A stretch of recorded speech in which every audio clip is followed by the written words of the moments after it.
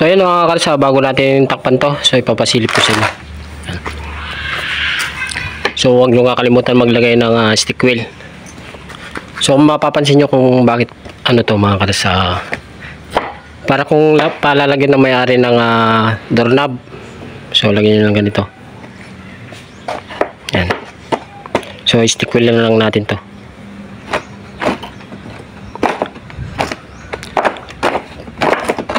So kunin nyo lang yung 1 meter buat dito. So yan.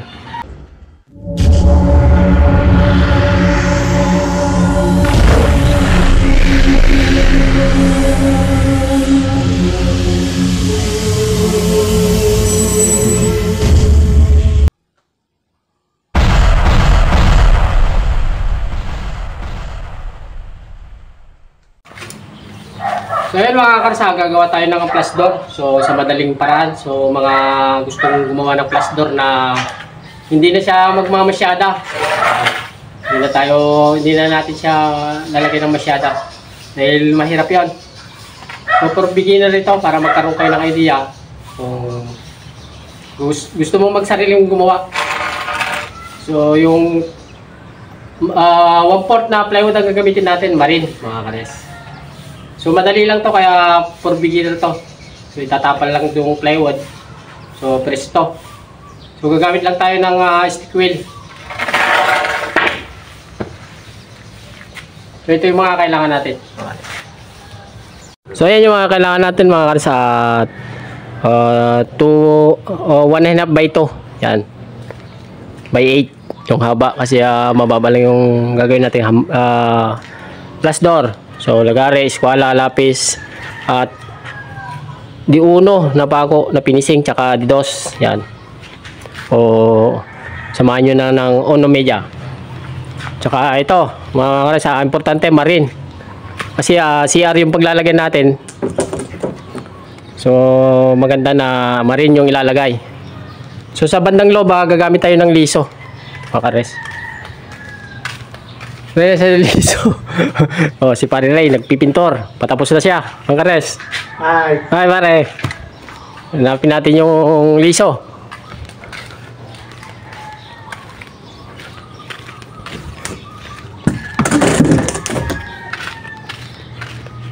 Yan. Yan. May liso tayo. Ang kares. So manipisan.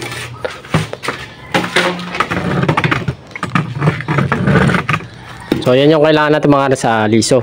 So sa parting loob lang natin lalagyan ng liso. So wag na sa labas. So ano pa ang ginagawa natin? Umpisa na natin. Go. So yun mga karsa, ulitin ko, hindi na tayo magmamasyada o yung kanal na nilalagay dito. So kahit ikaw lang sa bahay nyo, kaya mo gawin dito.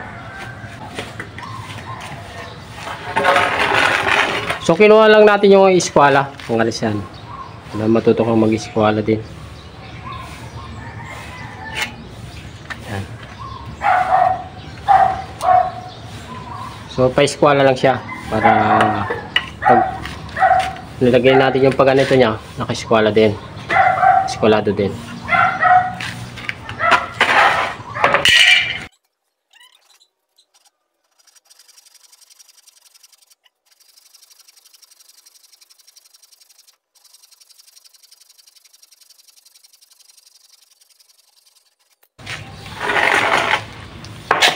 So ganito na pagkatapos natin kunin yung sukat ng CR mga karesyan.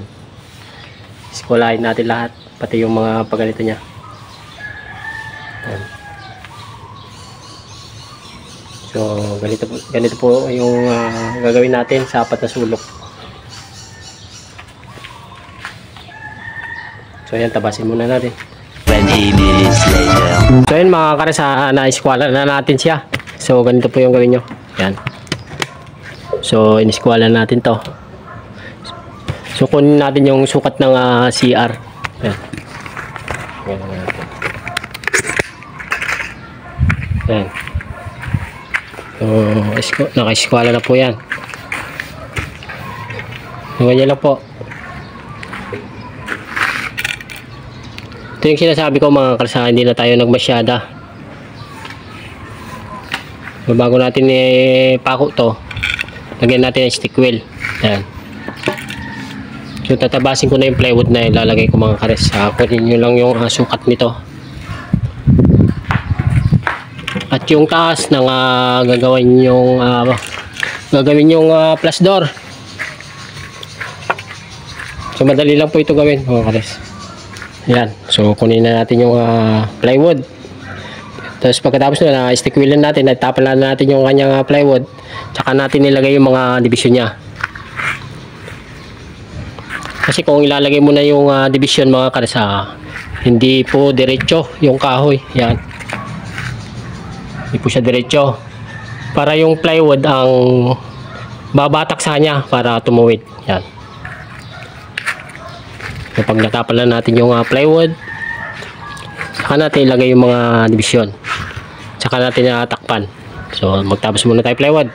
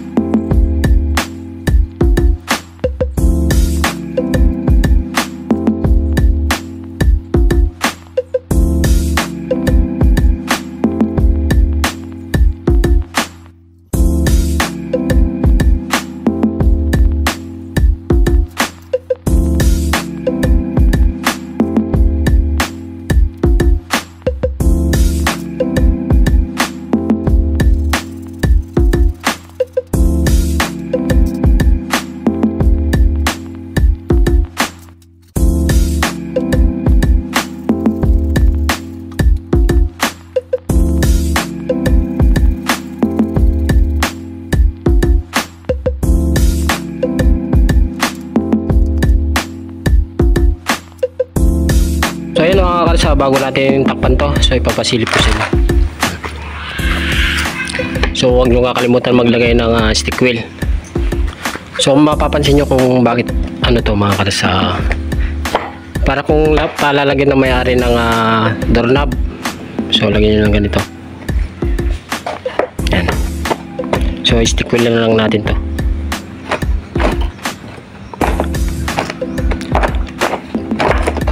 So kunin nyo lang yung 1 meter buat dito. So yan. So ayun mga kares, okay na siya. So pasilip ko ulit bago ko takpan. So ulitin ko mga kares, importante na malagyan nyo ng ganon.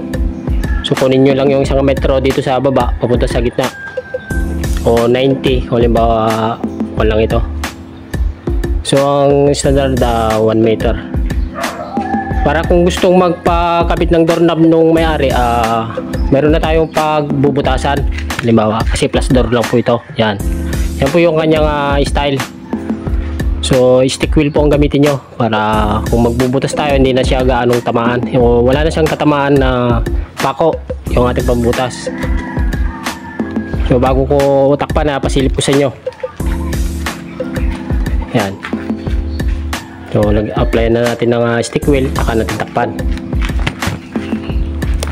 So yan lang po yung simpleng paggawa. So kahit ikaw lang beginner, kaya mo to mga kares. Panoorin mo lang.